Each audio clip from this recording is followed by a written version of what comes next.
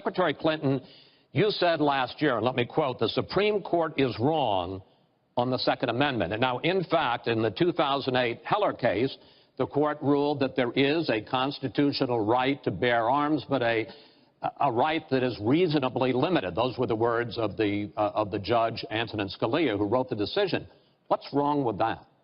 Well, first of all, I support the Second Amendment. I lived in Arkansas for 18 wonderful years. I represented upstate New York. I understand and respect the tradition of gun ownership. It goes back to the founding of our country. We can't say we want to ban guns. So they're not going to, you got to like hide that. No, right. You got to say you're going to have common sense gun legislation. And then they can switch them and ban them all. But Hillary would support banning guns, right? For sure. Okay, I didn't know what her position was. Yeah, I think, well, she doesn't take any positions that are too terribly extreme. And I think in publicly. Right. I think that's the moderate, like, well, we just want to have common sense legislation so our children are safe. Yeah. We say shit like that, and then people will buy into it.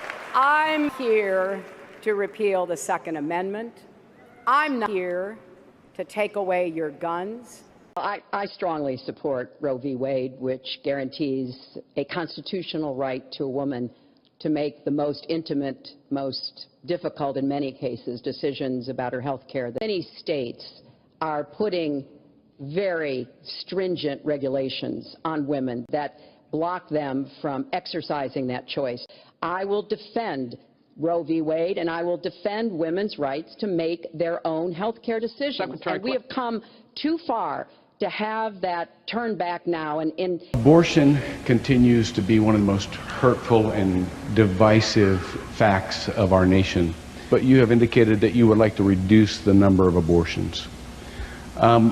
Could you see yourself with millions of voters in the pro-life camp creating a common ground with the goal ultimately in mind of reducing the decisions for abortion to zero? Yes. And that is what I have tried to both talk about and reach out about over the last many years, going back really at least 15 years. You know, when I first started thinking about this very difficult issue, because it's a moral issue, and it should not be in any way diminished as a moral issue, no matter which side you're on. Secretary Clinton, you have offered no specific plan for how you want to secure our southern border. I don't want to rip families apart. I don't want to be sending parents away from children. I don't want to see the deportation force that Donald has talked about in action in our country. I think that is an idea that is not in keeping with who we are as a nation.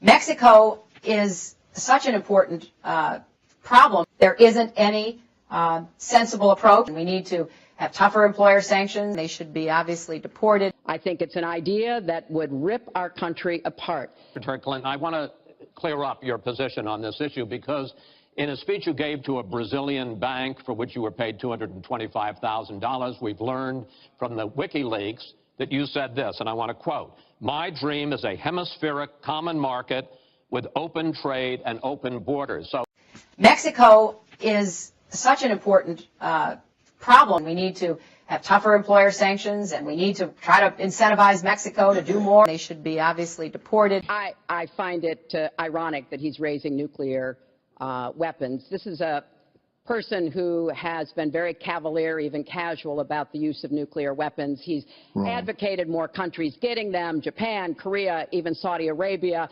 He said, well, if we have them, why don't we use them, which I think is terrifying.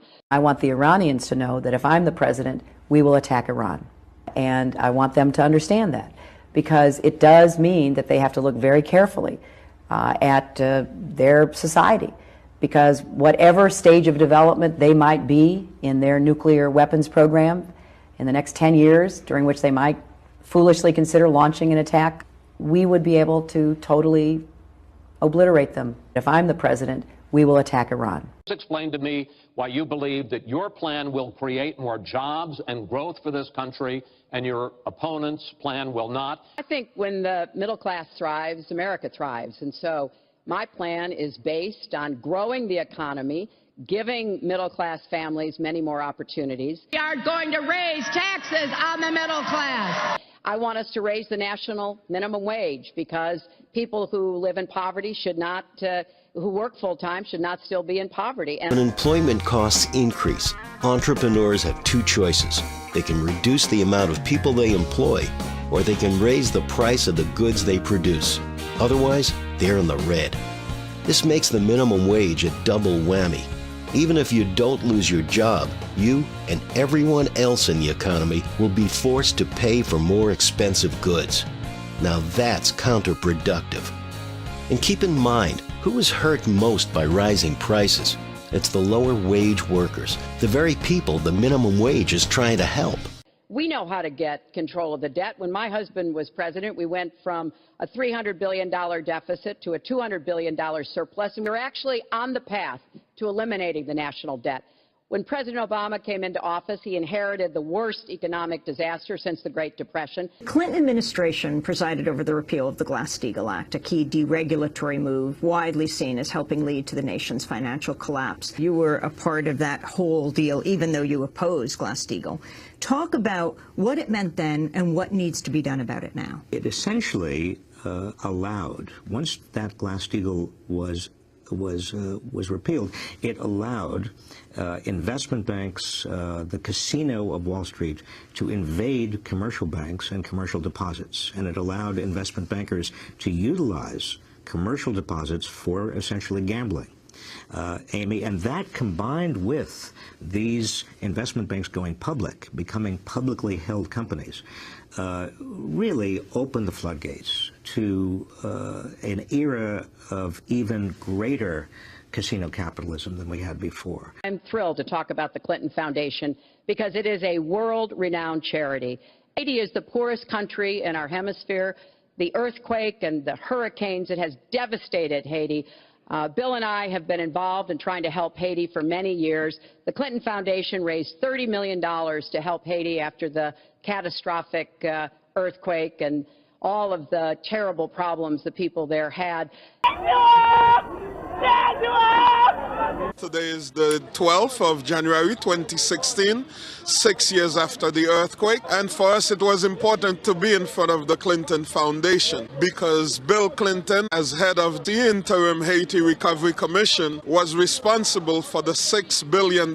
He had unlimited control of this money. 6 years after the earthquake, Haiti is in worse condition than it was in 2010.